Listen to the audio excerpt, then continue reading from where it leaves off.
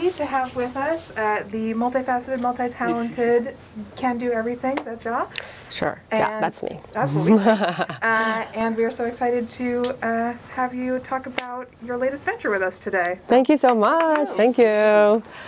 Well, I'm Zed, and I actually went to Geisel School of Medicine at Dartmouth here from 2012. I graduated in 2016. And this week I was at Dartmouth to give a few lectures on the culture of medicine. Yesterday a couple of days ago, we talked about medical racism, for example. It's sort of a very timely topic. That's kind of my passion. But I'm also a storyteller. I love to write about nonfiction stories, especially true stories about my ancestors. And so a couple years ago, I wrote on my personal blog the story about my great-grandmother, my Tai Nai Nai, who 97 years ago sacrificed her dignity in a very cultural way to save a baby from getting killed by his own mother due to difficult circumstances at the time, during the wartime. And this was a time when women in China just didn't raise children on their own, and it was a taboo thing. And also this woman was going to travel to the front line to find her husband, so she wasn't going to be able to take this baby with her, and this was a very unexpected thing. And so my great-grandmother passed by their house and realized that that's what she was doing.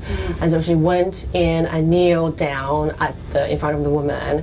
And kneeling down in the Chinese culture is a very big deal. We say every man has gold under their knees, meaning that you just simply you don't kneel at anyone unless it's your ancestors or your parents at the day of your wedding, or if you really are very guilty about something. So this was a big deal for her, and so she took the baby. She promised the woman, and she said, you can always come and find my family after you find your husband, and we will. I promise you we will raise this child as one of our own. And so she did that, and she kept her promise. And 7 years later, the woman and found her husband in the front line.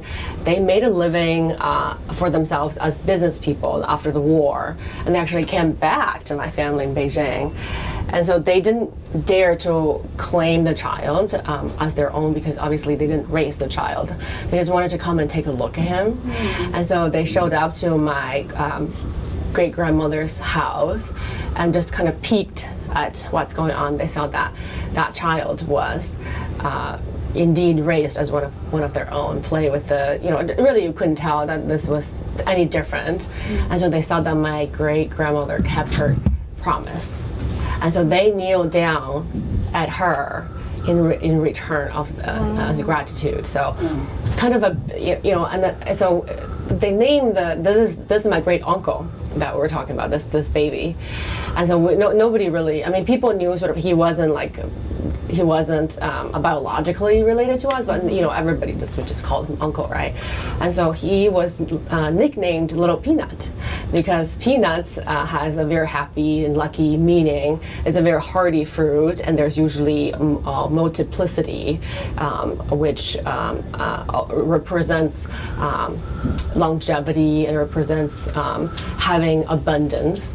And so they wanted to nickname him after something that's happy, lucky, and easy to raise, and so that's why. And the book is about a family tradition, and I think more importantly, it's about how important it is that our ancestry is to Chinese people. Really, before we had any religion, ancestry was our religion. It was the things that we worship, and it still is to this day, because we have a saying in Chinese that it's called 天地父母, which means the sky and the earth are the father and the mother. And so we think of all the people who walk under the same sky and on the same earth as our siblings. So you never see, your friend might know this, when you go to China, you don't ever greet people as with their first name or last name. You know, don't just call people's names. You assess sort of like where you are in terms of age, and you call them by kinship. So if I see my husband, well, if I didn't know him, obviously, on the street, I see somebody look like him, I would say, hi, big brother, how are you? You know, or like, a little kid, I would say, hi, niece, hi, nephew. You know, so we greet each other, even people we don't know, by kinship. So that's one of the major reasons why ancestry is so important for us. And so in this book, you can also learn some common and fun Chinese language words with the pronunciation and with the pinyin, how we spell them, but also more importantly, how do we pronounce it in English. So I checked multiple times, they're really accurate. And then at the very end, there is a recipe of my mother's fried peanuts for your own enjoyment, so you can have your own tradition of Lunar New Year. So Happy New Year, everyone. Yeah, Happy New Year. I like the vocabulary included on the pages. Yes. Yeah, thank you. And so often, in books that include other languages, they might have them written, but not written out the way that English people would say them. Yes. So I really appreciate that. Yes, and interestingly, the Chinese character, they're not. You can't. You look at a character, you wouldn't know how to. It's not spelled out, so you wouldn't know how to pronounce it. Right. So it's not I believe it's not a phonetic language. Right. But if you look at a character, you would be able to guess what it's trying to say by its parts. So, for example, your friend's name, Lori, and that Luo, the first character, Luo, has this part that looks like a dot and then like a little stream at the end. That actually represents water. Yeah, so if I look at that, and I might be able to, I will realize, okay, this character is trying to say something about water, but I wouldn't know how to pronounce it because I don't know, it's not spelled out. So that's why it's important to use our pinyin, but also like actually spell out in English, so that people who speak English as first language will know how to pronounce it. Yes. That's my editor's idea, so I thought that was great. Oh, Yes, I think it it's is. super. Yeah. That's right on the page where the word was. A lot of times it'll be a glossary or something in the back too that you have to Right, refer to. and I did like that, having Yes. it right there with Yes. the text. Yeah. Very accessible for children Yeah. too. It's young children, I'm giving mine Yeah. too, and it's just a very. And I think it's fun for them to say some of the things, Yeah. They will- Hi, baby. Hi. What's your name? Should we sit down? You can sit over here. Welcome. Hi. Happy New Year. So are you familiar with Finding the Roots, that television show? I'm not. That sounds interesting. So they go into the background of a couple, usually two people every time. But when he's had people of Chinese descent, I've been amazed that We do. Of course now. it goes back thousands of years. Yes. There's usually a written Yes. document that they can find, because he has genealogists and all of that, they can find all his researchers, Yeah. and it's just amazing. Yeah, written language has existed for thousands of years in China, long before a lot of other culture had even anything written or had organized civilization. Much more so. Yeah. I mean, often you'll have people who, came to the U.S. as slaves, or people of European descent, and you never go back. Right. Yeah. These days, I think it just things are just so much easier, which is really good. Yeah. Well, so hi. So I'm offering to write calligraphy for kids' names or whatever else you want to write about. Obviously, I was just joking, just in case kids grow up and they want to have a Chinese tattoo, to know exactly what characters. What would you want them to write? Nothing. That's your name. He's like, too much attention. Yeah, no, we don't want that, huh? Yeah, write my name on there and you could do one to show. I would love that. Let's try it. You've been very You can generous. write it. You can write Okay. here if you want, and then we'll pick up. Maybe we'll do. I don't think we did a lighter green color yet for you. Maybe we'll do a pink. In Chinese. Oh, You have a Chinese name. Priscilla. Priscilla. Okay. That'd be awesome. So I enjoy just watching you do the writing of it too. Mommy knows her Chinese name. Should Mommy write her Chinese name? And see, so it Yeah. comes out like Now we have this. to memorize yours. Oh, beautiful. And then it'll tell, I asked her to put the date and sign it too. Oh, So I'm giving that to my friend Ollie. That's really nice. Isn't that nice? Should I could attempt to look his up. Yeah, I could text them. They might just know. Let's text. Hold on. Okay, there we go. I'm cheating because I don't know how to translate some of those other names. That's fine. That's fine. I'm just gonna step over so I can watch you do She's it. gonna do it. Do you want to get Excuse closer me. to them? Of course. Yeah, it's a very special way of writing.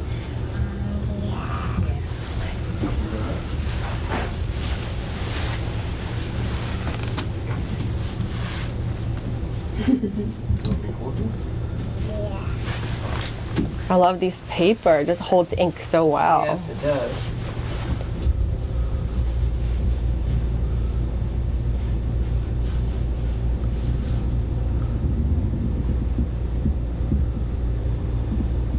We had to take calligraphy classes growing up. We did.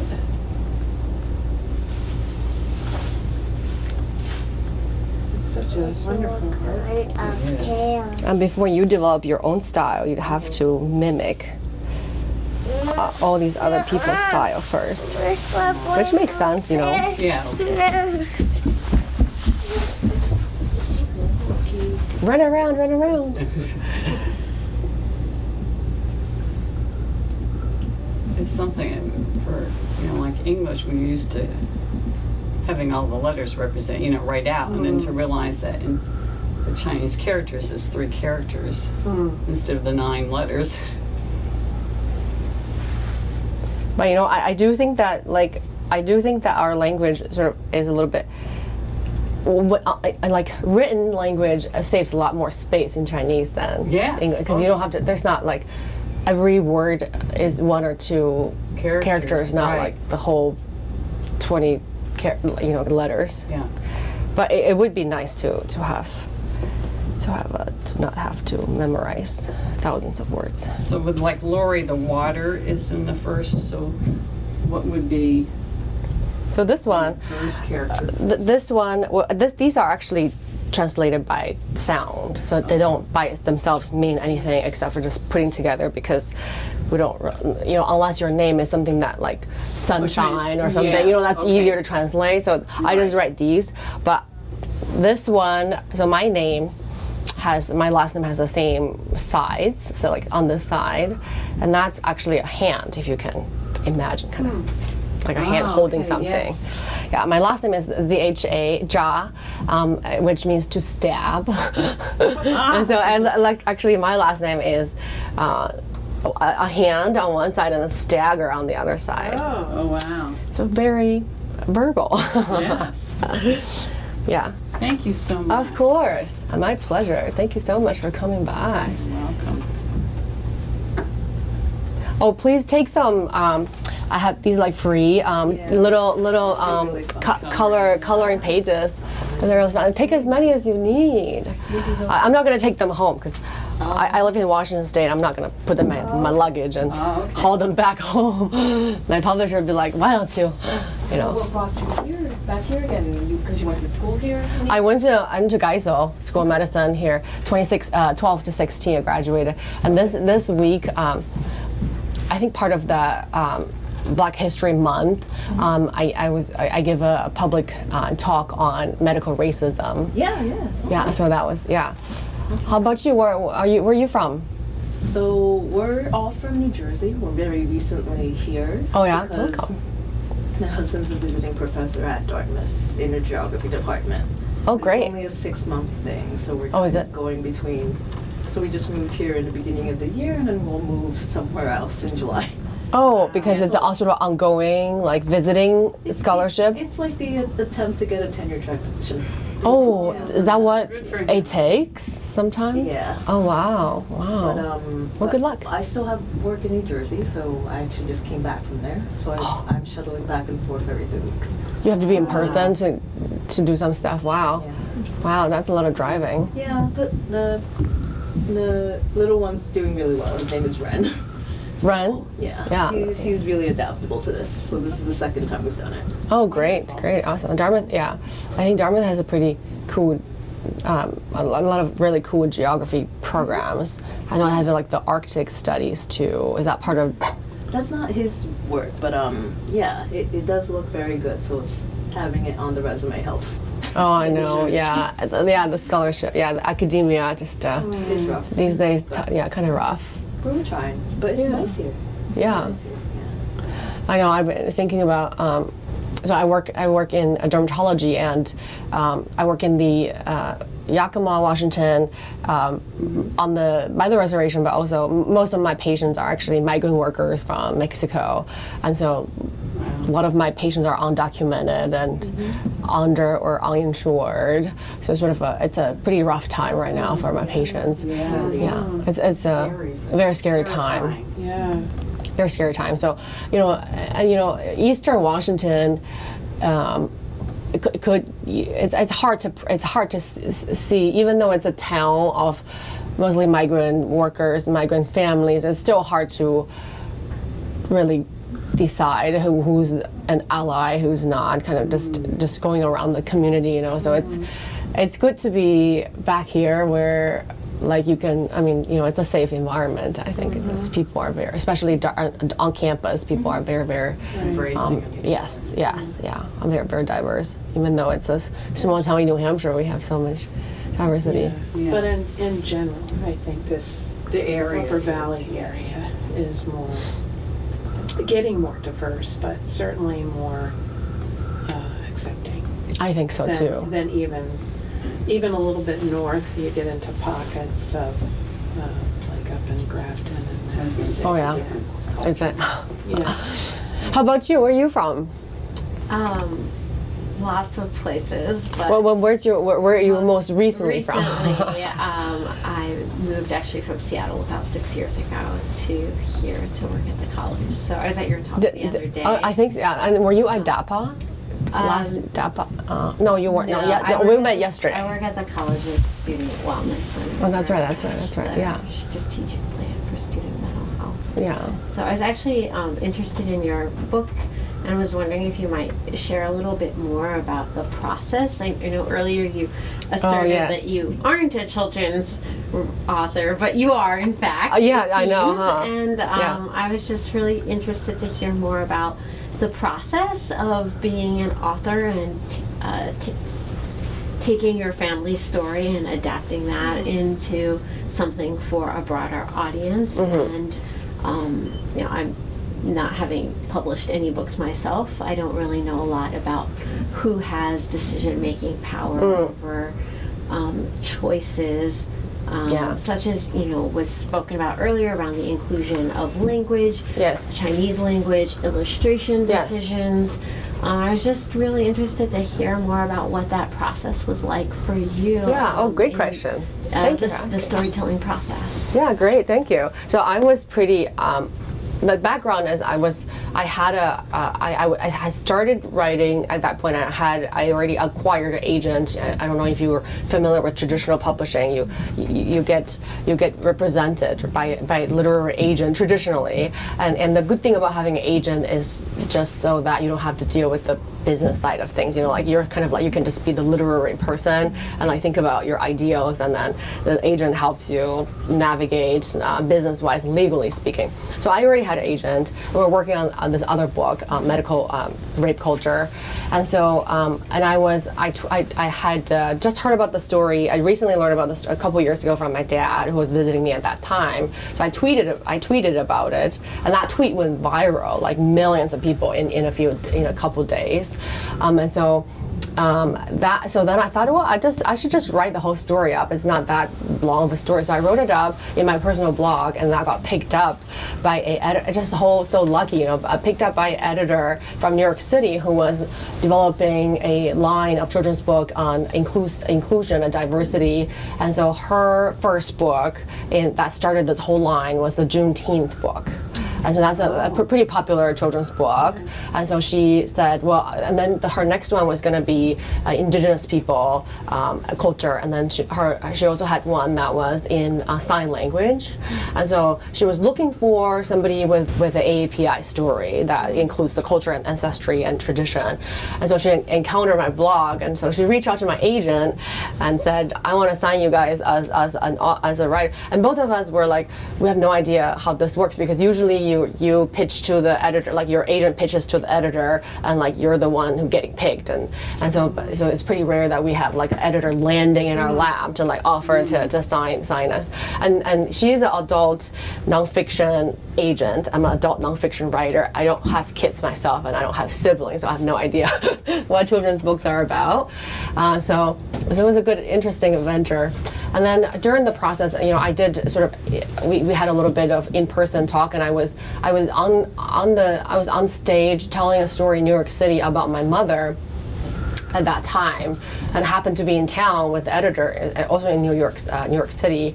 And so we just met up, just so happened. It's almost like serendipitous, you know. We met up, and she made it really clear to me during that meetup that it's really important for her that this book is authentic to myself, but also my family, and then the culture that I'm from. So then she said, it's important for me that the illustrator also has roots in API. And so during the selection process, even though traditionally the author aren't super involved in the process of selecting who the illustrator is, she made sure that I was okay with her style.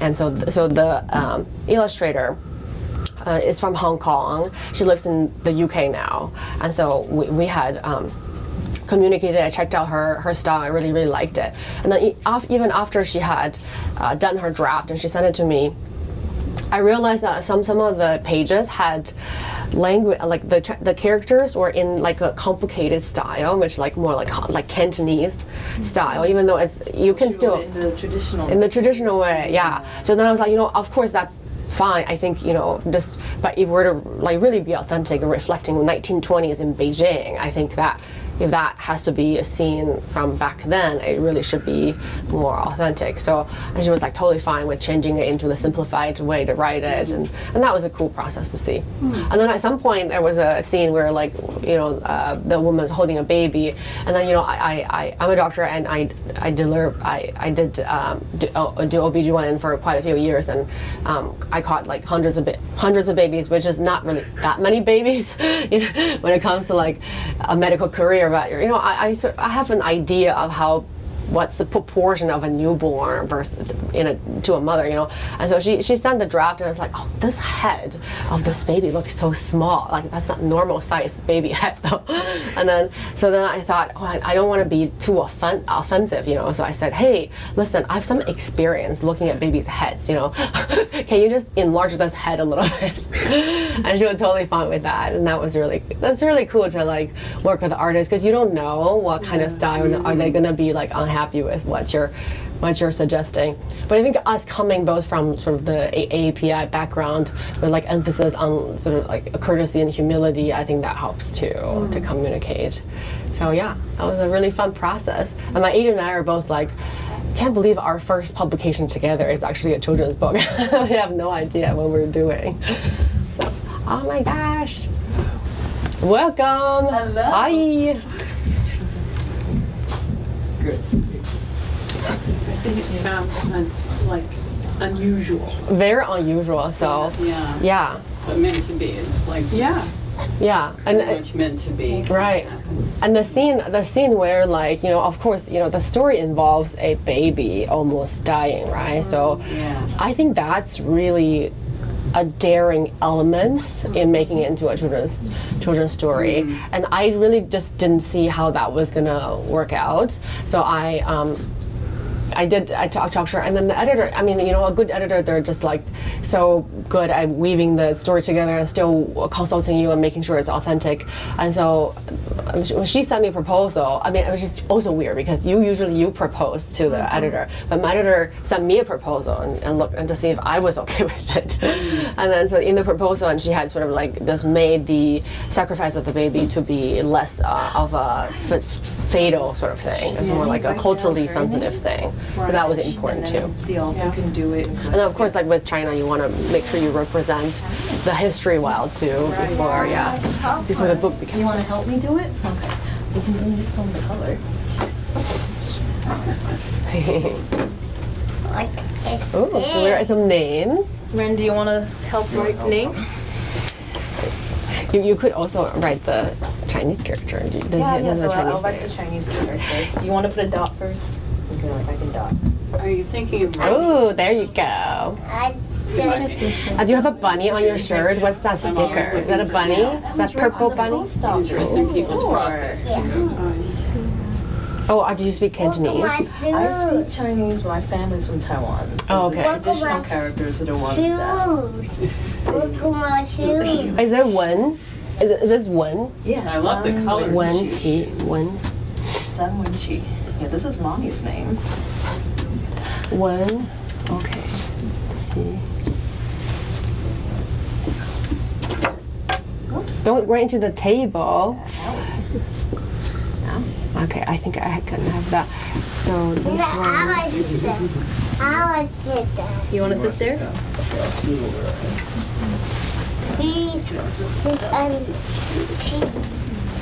Do I have the book? Do you have the book? Oh, I love that name. Okay, what color should I do? What color?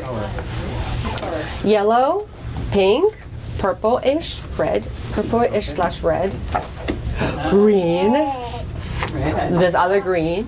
What do you want? Much- Red or You want this one? You want a paper to play with? Okay, you can have that. Do you want I'll her write- to I'll draw write this. the name on it? Oh, you too. Okay. Yeah, I have lots. Hi. Hi, how are you? Good, how are you? This is a winter storm going on. Yeah, exactly. Apparently, according to the weather app. Yes. Ink and calligraphy. Oh yeah. No, it's up. It's already up. It's yeah. Yeah. So I don't know if we'll be able to get his. I love that.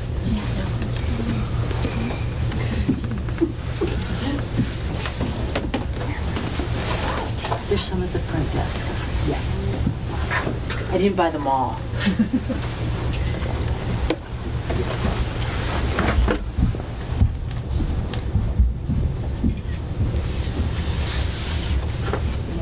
Oh, this character is so fun to write. I love that.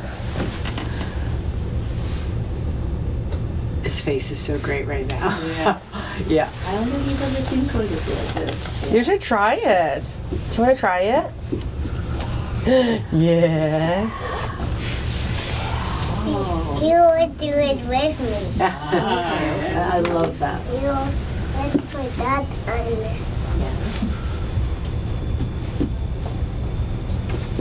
I keep forgetting today's the 8th, right? Yes. It's already 2025. What year were you born, do you know? 2022. So he's probably the tiger. You're only 3. There you go. Don't, so it's kind of like, yeah, it's still so wet. Let yeah. it dry. You see how Hey, do you want to shiny try it? it is? You want to try? You want to try writing something? Maybe. Want to try writing something? You might be too, but we could put it on the chair. This might be too tall. Should we write it on the chair? you want me to hold? Want to write something? Okay, but do you know how to write English though? Not yet. No, it's just dabbing at things. Okay. How about I show you how to write your name? Here, you hold this. Yeah. What happened to your fingers? What did you eat? Oh, it's markers. Oh, is that what it is? Okay. It's not hot Cheetos. That's not what it is. Okay, you have to hold it like this. That's fine too. Okay, you ready? I gotta be able to see.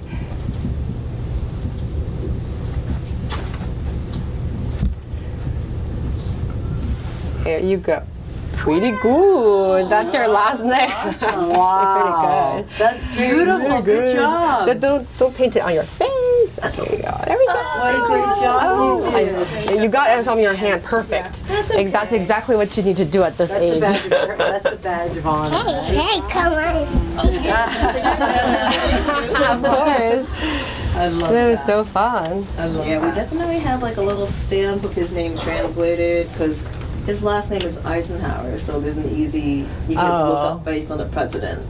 The name, so like we combine names to like make it. Oh, that's perfect. Yeah. Eisenhower. Or Yeah, Eisen is it. So, but Ren as a bird is a really complicated character. It is, When my family yes. went to Taiwan, they like chose something that sounded similar to it. And Yeah. I know exactly what it was.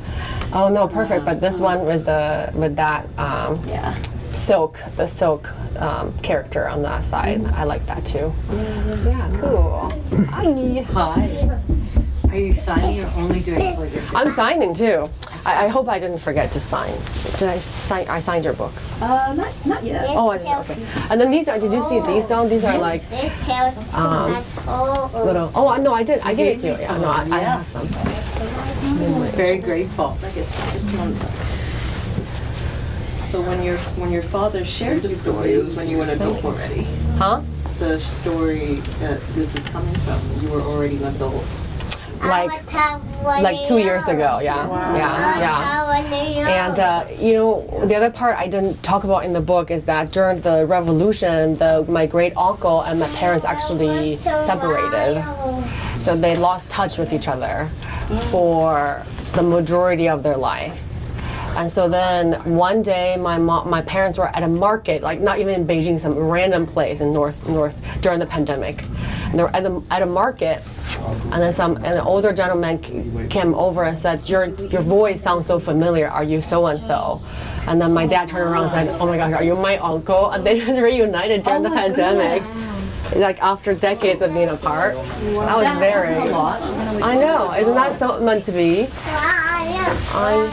Yeah. During the revolution, a lot of people kind of like became apart because of just wherever they are in their educational process, you know, so they got driven apart, and so that was interesting. And then the other thing, I don't know if I said that in the book, but when the family came back to look for their 7-year-old, that 7 years later to look for their kid, they saw that the kid was really, little Peanut was really well taken care of. So then they said, well, thank you for taking care of your son, like this, like he is your son, and we will not take him away from you, but after I die, half of my inheritance will go to your son, and that's a promise. So he ended up living a really, really good life. I say that.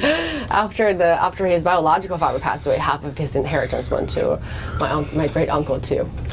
Did he have any siblings? He Did had the two of them have more children? that I don't know. That I don't know. But my great uncle grew up with one other boy and two sisters. Yeah, and one of them is my grandma.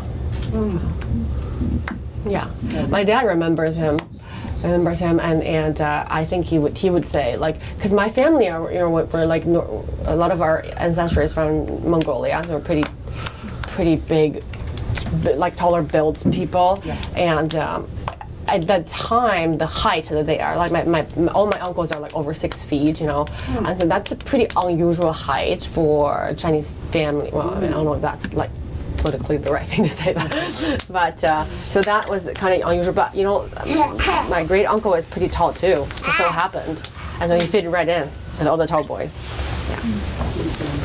I love Yeah. So Wonderful story. Yeah. thank you.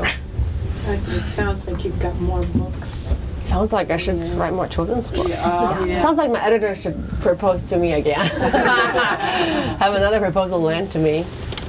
Hi, welcome. I'm offering to write Chinese calligraphy of little kids' names.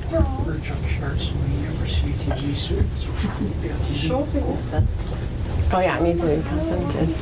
Welcome. Can I get you to sign? Oh, of course, I didn't do that already.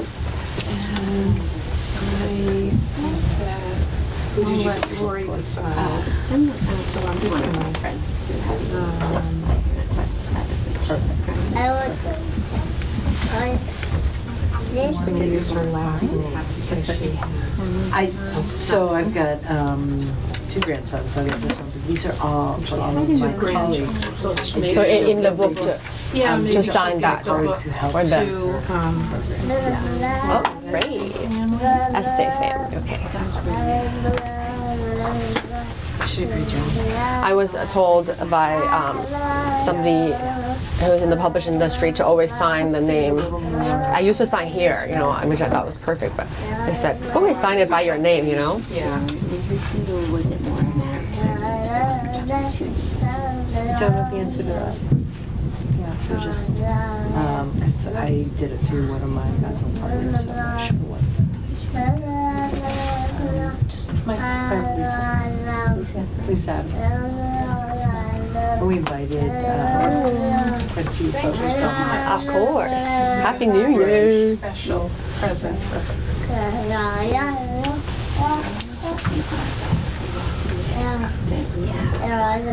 Pick as many as you need. It's very Telling people about the came up book. later than ours, so we. Oh yeah, that would be yeah. And I also actually have some. Let's see. I have some other. Okay, good, yeah, that I'd seen.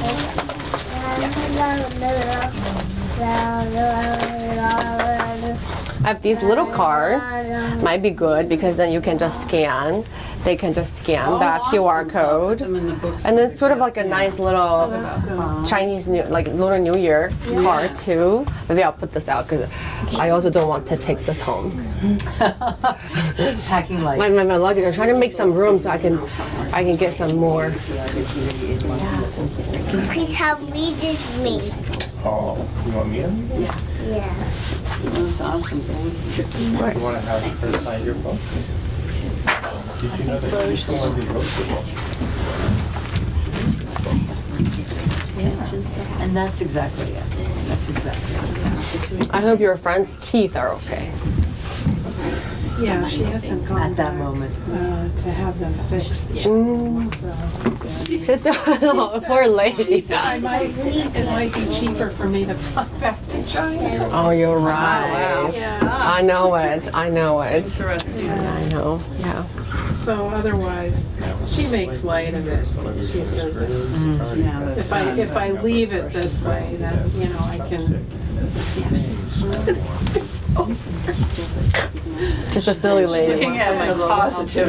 Silly person. Yeah. The rest of Something, a them new were skill she can so she type did of for that. reading. Or she also did it. Actually, in one of the very famous kung fu like historical fantasy stories, there was a character. There was a character that did like that was paralyzed. And their special skill was to eating dates and then like spit out the date core to attack people. That might be an interesting aspect to think about it. Excellent. Yeah. My dad, me, and you, we all So, kindness and free. Meng, you grew up here, or you came from? Oh, I grew up in Beijing. Yeah, Beijing? until I was 20, and then I came to the United States.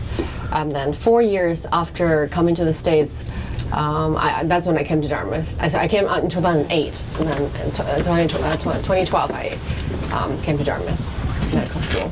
And so that's when, so basically spent 4 years like, you know, just sort of learning.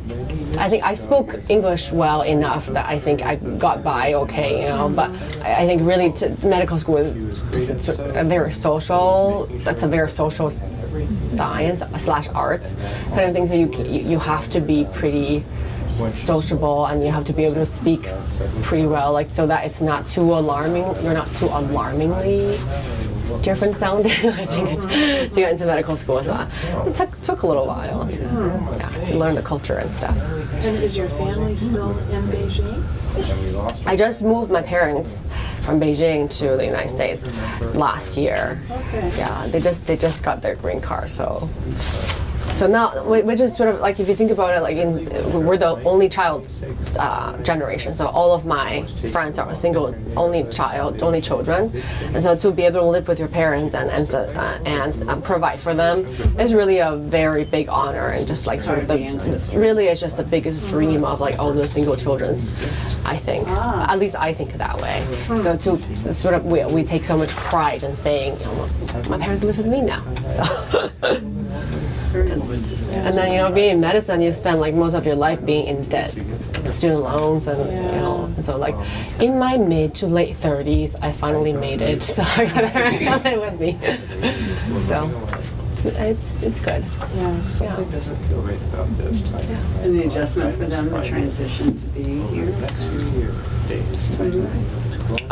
My parents are very sociable people. That helps. Yes. And then there is a surprisingly big community in Yakima, Washington, Chinese community. That, I heard of that. Yeah, it's kind of. I was actually very surprised by it. I thought we just have to just make our own way around, and they do have a little translator. And my husband Matthew, standing right there, he speaks he's learning some Chinese, and so that they can get along at home. Mostly they talk about what to eat for lunch, what to eat for dinner. That's the most important part, right? Yeah, and once they talk about, would you like more beer? My dad, do you want more drink, or kind of like that. So the essential stuff. Yeah. And it's important that they get along too. Yeah. Yeah. Do you guys live with your offsprings? My brother It's not a lives thing. a couple of hours away. Yeah, that's mine. And my kids, I have 2 sons. They live far away. Far, like. One lives in Pittsburgh with his wife and my granddaughter, and one lives in Nashville, Tennessee, Yeah. with his wife and my 2 grandsons. So Yeah. long ways Yeah. to travel, In the summer, it's probably fun to travel a little but bit. not to Nashville. Oh. I've been there in the summer, and I walked from here to there, And you're like melting. Yeah. I don't know how people can. Yeah. Like I spent some time in Singapore. And it's kind of like a tropical climate, and I look at people, and then they look so put together, I was like, I just put some eyeliner on, and then like I walk out and it's melted. They must have some good stuff. Yeah, it's kind of hard. Yeah. Thank you so much. Well, for thank you doing so yours. much. Yes, thank you so much for coming. It was wonderful, the hands-on too. It was Yeah. very special and a lot. And thank you for supporting a starving children's book author.